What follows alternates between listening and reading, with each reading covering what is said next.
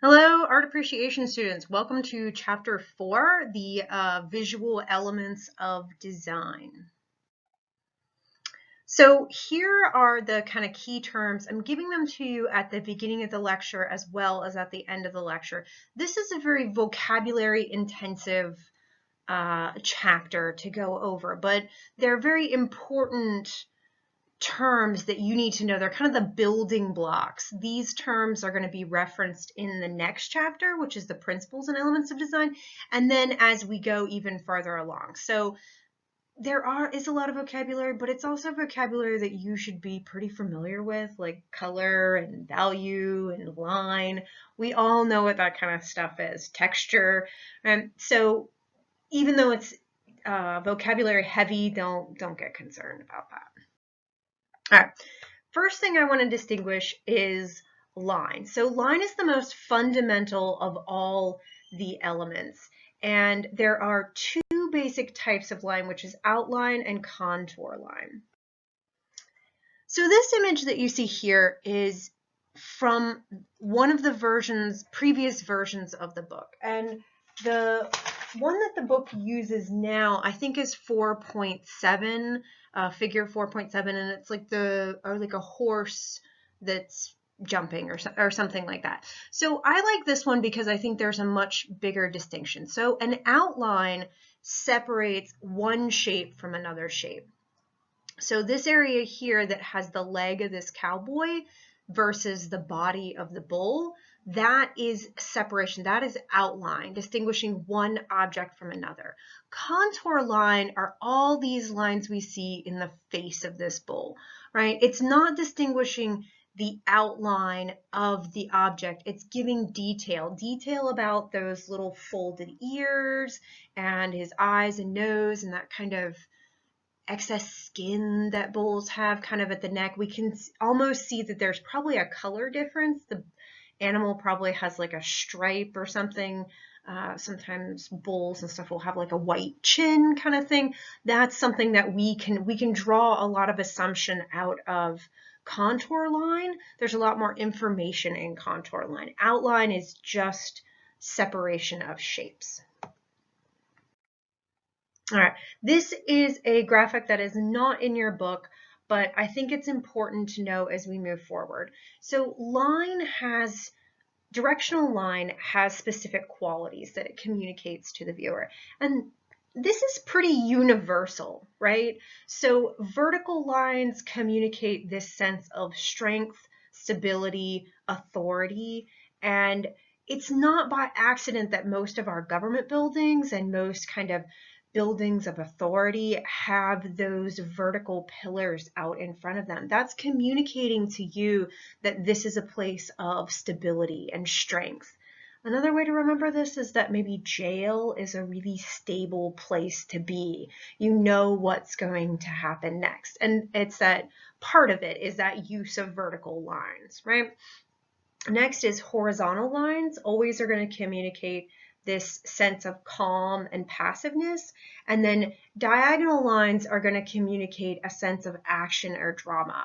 If you happen to be someone who ever reads comic books or anything like that, anytime there is an action, it's always coming at a diagonal line visually. There's never like, I'm going to, just straight out in sort of this horizontal line. It's never depicted like that. And that's because diagonal lines communicate that sense of action and drama.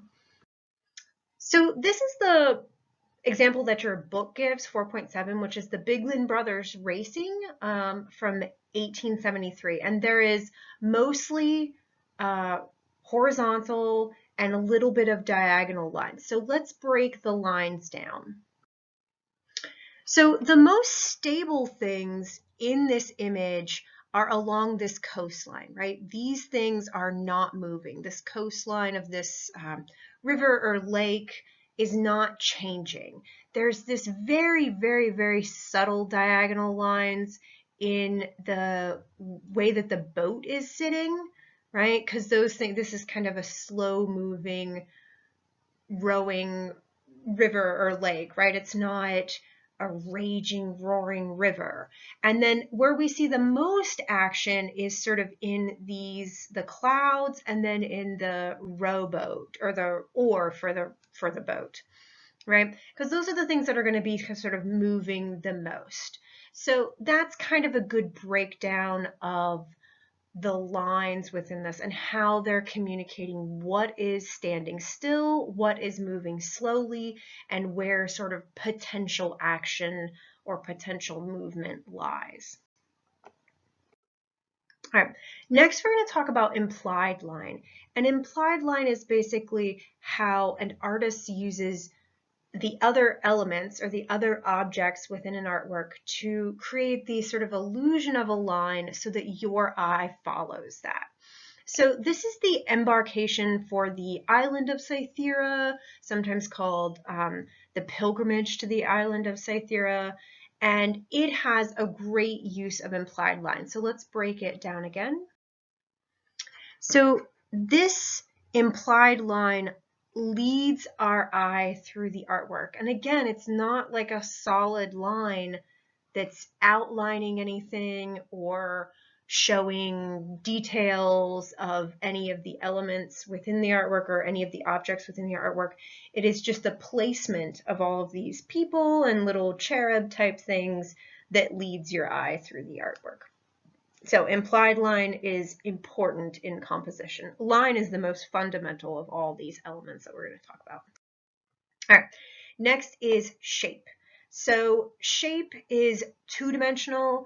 It occurs in like an area, and it's defined by boundaries. There are positive shapes and then negative shape, which is also known as the background.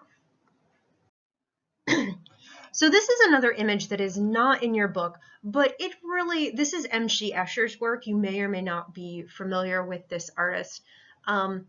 He's really good at dealing with figure, ground, and space relationships. So here we see that the fish is the figure, the black is the background.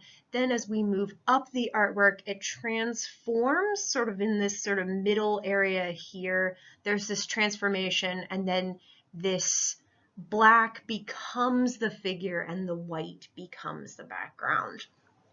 Right, so this artist is playing with this spatial relationship. All right, next we're going to talk about shape and mass in 3D.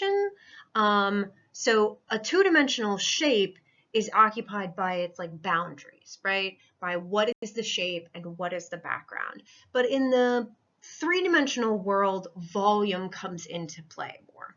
So let's kind of break that down. So figure 413 is in your book, and it's used to describe mass, right? This is a solid object, this raven and the first men. It tells the story of sort of the birth of men. But volume is a little bit different. So I use this example, which is not in your book, which is by Louis Bourgeois. And this object it still occupies space, but in a different way. So it has volumetric. Basically, you can move inside of it, underneath of it, but there's still this massive occupation of space. So volume is movable, and then mass is solid. Mass oftentimes implies heaviness, but not always. Think about like the kind of illusion of mass that could be created at a movie set where, you know, the superhero throws a big boulder or something and it looks really heavy, but it's actually made of foam. So there's sort of this mass always implies heaviness and implies weight, and volume implies this motion through it, that you can pass through whatever is volumetric. So moving on. All right, implied shapes. Just like there's implied line, there's also implied shapes. And implied shapes help to unify a composition.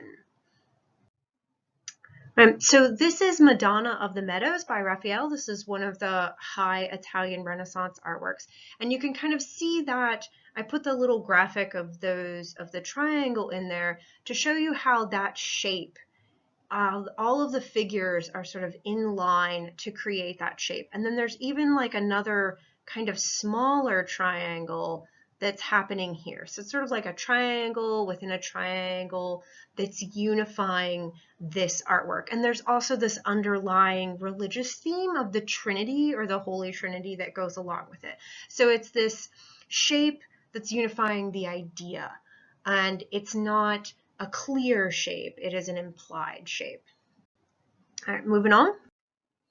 All right, so now we're going to talk about what your book calls light, but I was always taught the term value, and your book does give this term, but value is always what I was taught was the element of art. So basically what value is it's the relative light and darkness of something. It gives shadow, which gives three-dimensional forms their space. It shows space.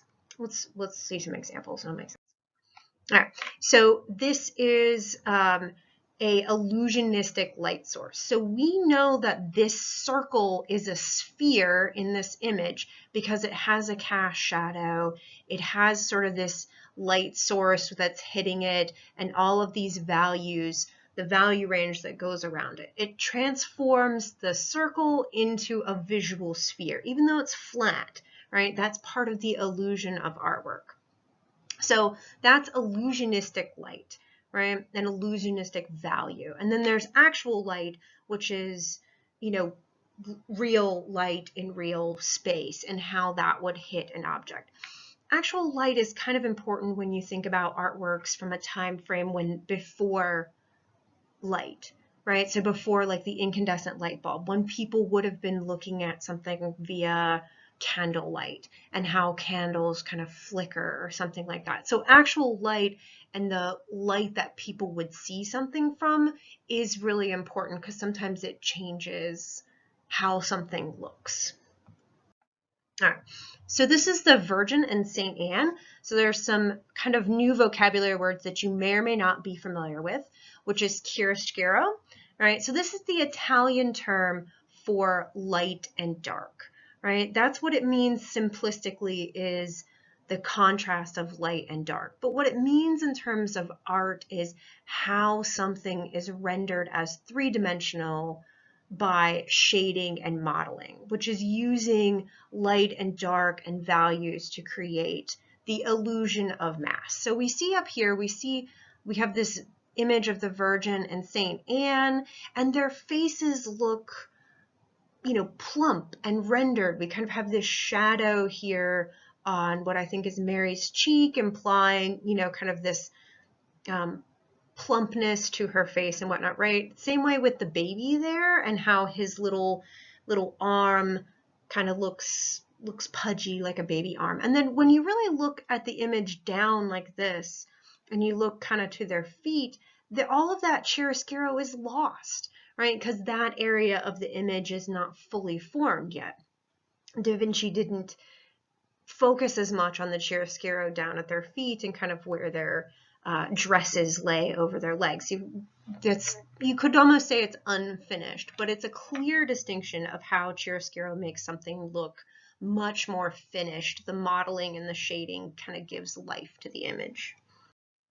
All right. Next is implied light, right, which we've kind of been talking about with the chiaroscuro and whatnot, but this is the ways in which artists do that, or some other ways in which they create value based on light.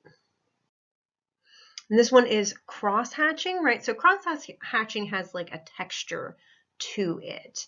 And again, remember I always put a little thing there when there may or may not be a test question about it. There's always kind of a little indicator there. So this is the value range, right? Just like we saw in other images, but it's using cross-hatching. It's using these overlaying lines. Next is color and color theory. I'm not going to go too much into this. We could do an entire chapter on color, but we just don't quite have enough time. So the big things that you probably should already kind of be familiar with are the ideas of the primary colors, the secondary colors, and then warm and cool colors. Warm and cool colors are kind of interesting because there are very few things in the world that are consistent as far as our understanding and perception of them through time and through culture, right?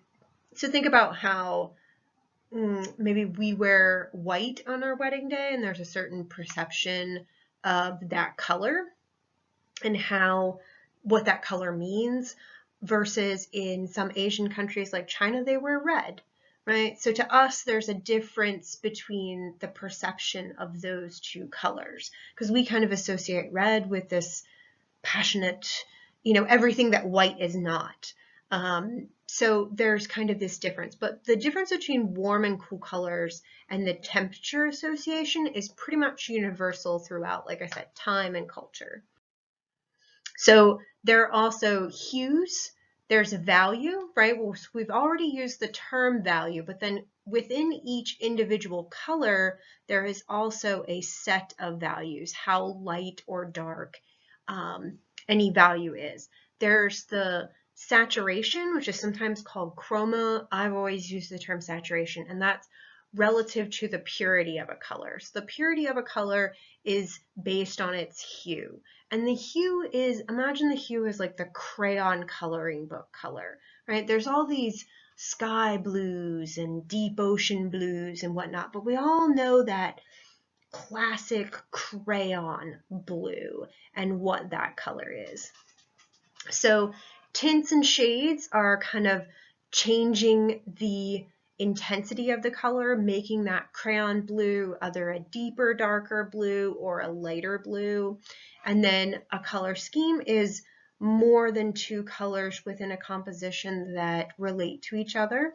And then monochromatic, complementary, analogous, and triadic are all color schemes, right? So I know that's a lot of information in one slide, and your book goes into a lot more detail. So this is an image that is not in your book, but I wanted to show it to you to talk about that idea of color harmony, right, and color temperature. So when you first look at this image, it kind of looks like arbitrary color. It's kind of like, wait, some of these trees are orange. Is it fall? What's going, you know what I mean? The colors don't seem to make a whole lot of sense.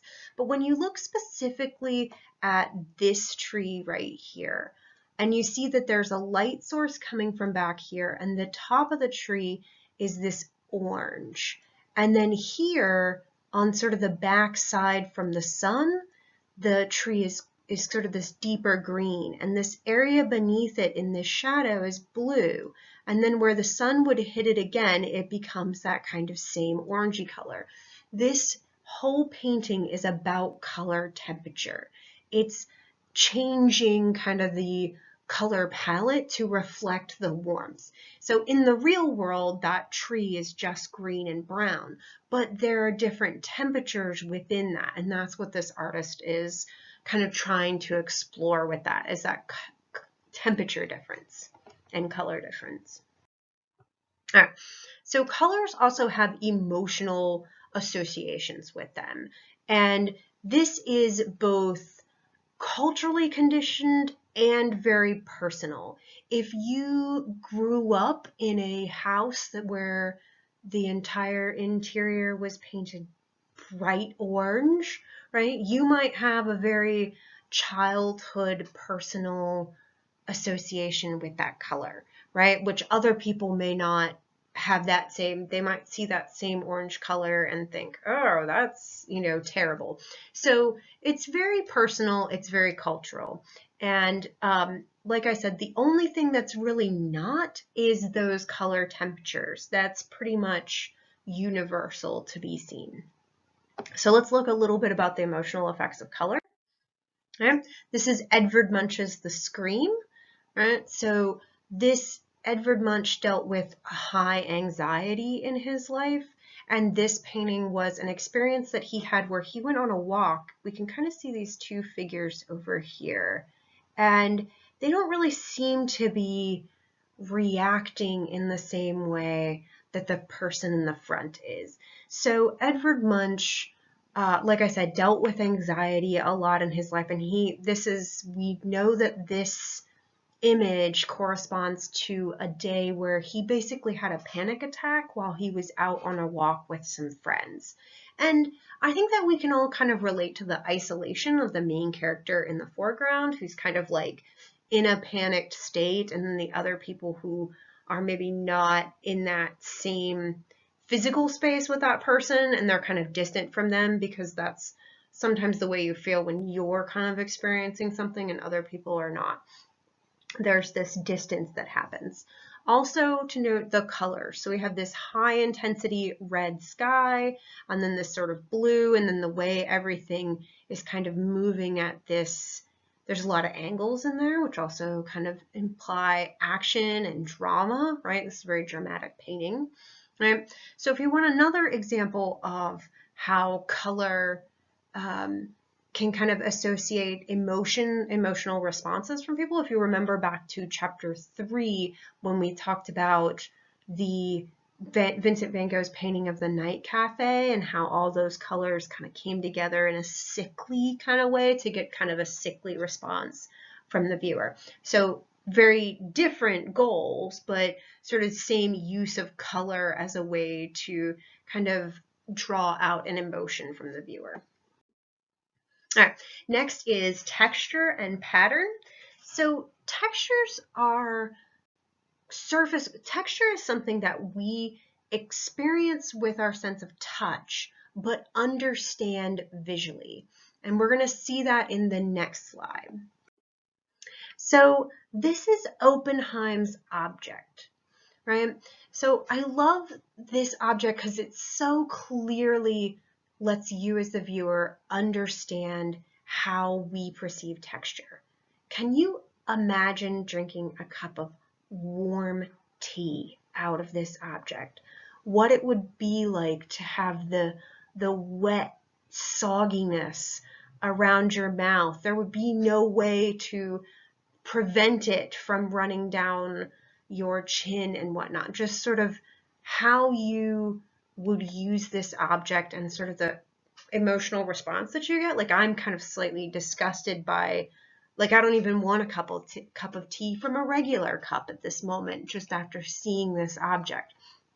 And that's because we know fur, we know the feel of wet fur, we know what a teacup is, we know what it's for warm, wet liquids. Putting those together create, we know what all those things feel like, and we can imagine that feeling. So that is implied texture and kind of like an implied tactile experience. And this artwork provides a very strong implied tactile experience. All right, next we're going to talk about space. So space is probably the biggest of all of the elements of design or the elements of art. If line is the most foundational, space is the biggest because it interacts with all of the other elements, right? That background is sort of implied to as the negative space behind a shape, right? So there's that kind of space in that negative or in that foreground and ground and figure relationship, like we talked about with that MC Escher artwork. And then there's also mass and volume, which occupy space. But for this, we're going to talk about the illusion of three-dimensional space on a two-dimensional surface.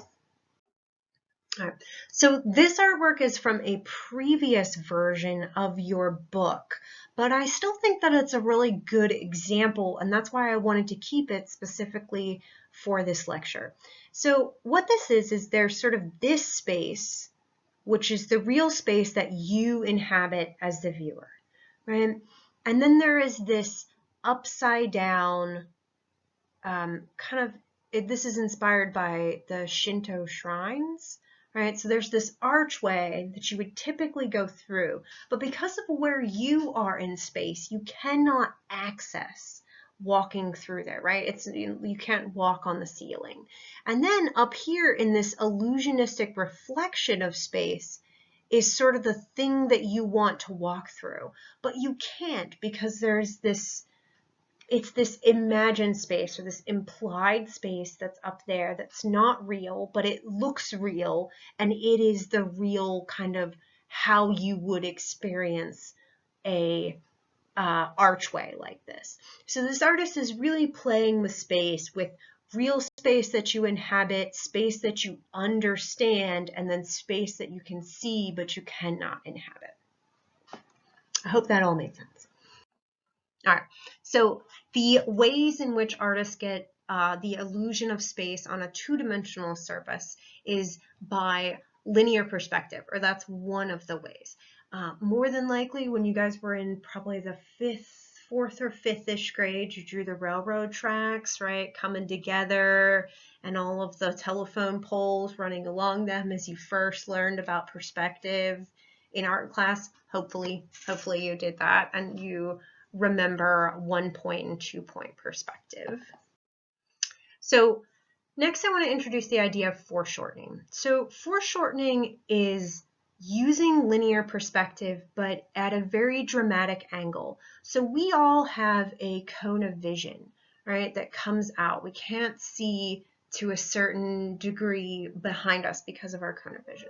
And we experience life within that cone. When something comes directly like that, directly sort of at that cone, at the center of that cone, it distorts everything that comes behind it. What becomes behind it kind of gets overlaid on top of it as it comes forward.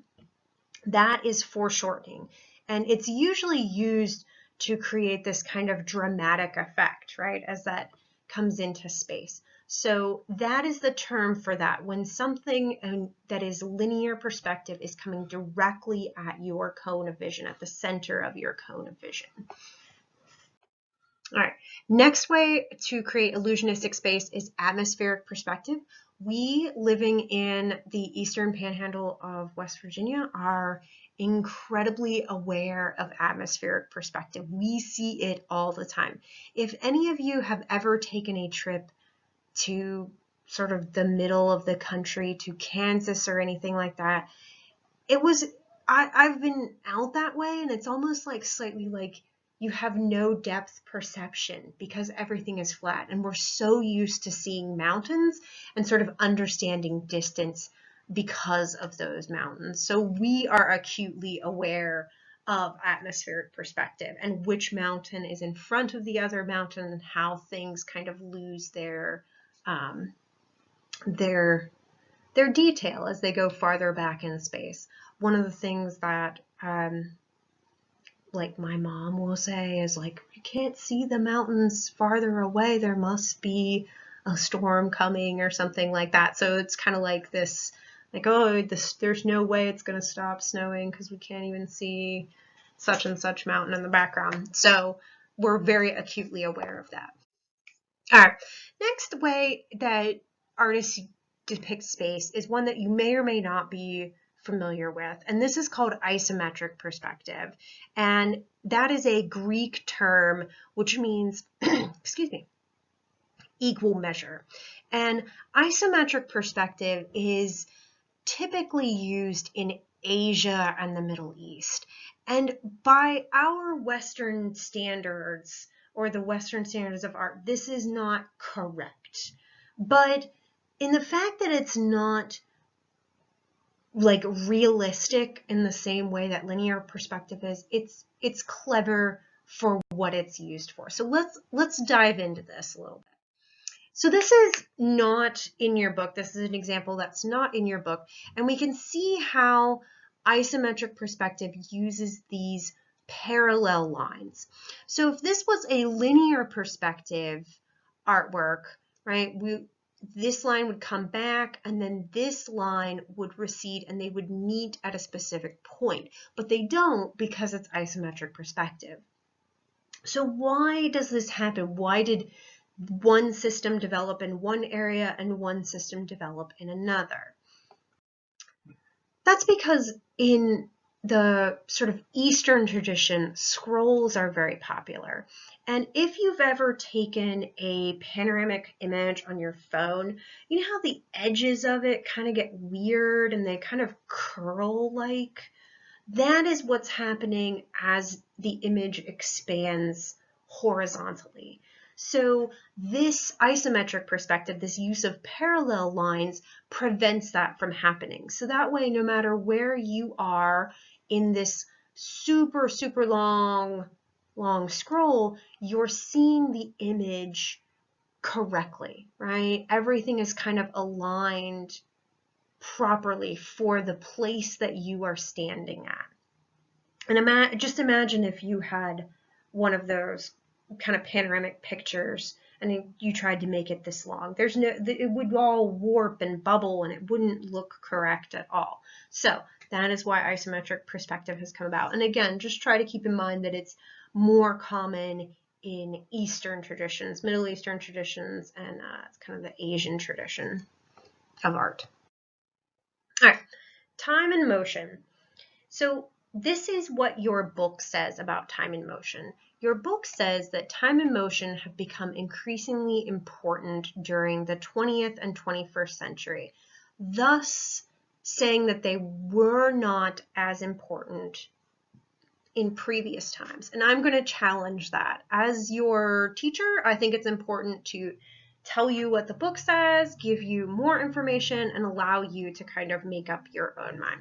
So first we're going to talk about kinetic art, which is art that actually moves. This is Alexander Calder's Untitled Mobile in the National Gallery of Art in Washington, D.C. So this object actually moves around. It has no motors or fans pointing at it or anything like that attached to it. What actually makes this object move is how many people are in the National Gallery of Art. If there are lots of people in the gallery walking, just that little tiny slight air current that's created from them walking, from the heat, from them breathing and whatnot, that is enough to make this giant sculpture kind of steadily move and rotate. The more people that are in the gallery, the more people the more the sculpture moves. So again, this is in your book, but it's a different sculpture by Alexander Calder. So I just want to, this one has, and there's a chance that you guys have been to Washington, D.C. to the National Gallery of Art. If you haven't, I hope you go. It's not that far away from us. So hopefully you make it there and get to see this and kind of, then you'll know that you were part of what made it move, right? So it kind of makes you part of the artwork a little bit. All right, moving on to the point I wanted to make about time and motion and storytelling. So your book says that this is becoming increasingly important for artists. And I would argue that it was always incredibly important because art has often been about storytelling. So this artwork depicts, these are two examples which are not in your book. And this one depicts the meeting of St. Anthony and St. Paul. So this is a story where St. Anthony goes on a journey, right? He goes around a certain mountain, he comes through the woods, he meets a specific character, goes through another set of woods, and then finally comes to the conclusion of his journey, right? This image is not that there are three a set of triplets that are all in one place at one time. This image is depicting time. It is depicting the passage of time, the motion of an individual as they go on their story or quest. A lot of art is about storytelling. Art and storytelling go together so well. When I teach in person, I have kind of like a joke where as I'm about to tell the story of an artwork, I'm like, okay, it's story time with Lacey now. And you'll hear that, especially when we get to the art history section of this class. Another example is Bernini's David, right? You may or may not be familiar with the story of David. David is the young boy who slayed the giant Goliath, right? So here we have this image of that action, that one active moment, right? This artwork has a ton of diagonal lines in it, right? Implying that action, that motion, that drama that's happening in that story at that moment, right? So both of these artworks are connected to story, and both of them have time and motion as a key element of what they're trying to communicate to you as the viewer. So there may or may not be a test question about this. I just want you guys to know that the book says one thing. I would kind of not argue, but I would say that another thing. It's not something new in the art world that artists are just now starting to kind of focus their attention on, or an increasing attention. It has always been incredibly important because of art's connection to storytelling. So you can agree or disagree with me. All right, this brings us to our chapter 4 discussion. So on page 112 of your newer version of your textbooks, there is this image of Albert Dürer, and there's a question in there about his interest in perspective and how he went to Italy instead of the Northern Renaissance. We're going to talk about all of that information when we get to the chapter on the Renaissance. What I want you guys to do for this discussion is look at this artwork and try to describe it using the vocabulary that we've talked about. So how is line being used? How is value being used? How are shapes and the foreground and the background, right? Is there any texture? Is there any, all those kinds of things. Use that vocabulary to discuss this artwork. Think about what elements are missing and why that might be, and what elements are most prominent and why that might be. So it's just a little bit of a critical thinking exercise. Give me a paragraph, maybe 2 paragraphs about that, right? And remember, using those vocabulary words and becoming more familiar with those vocabulary words is the point of this discussion. Here is a list of most of the vocabulary words that we've gone through today. If you have any questions, please email me. Remember, never comment on the little YouTube videos, because I don't even think you can. Okay, you guys have a good week. I will see you next week. Again, email me if you have any questions.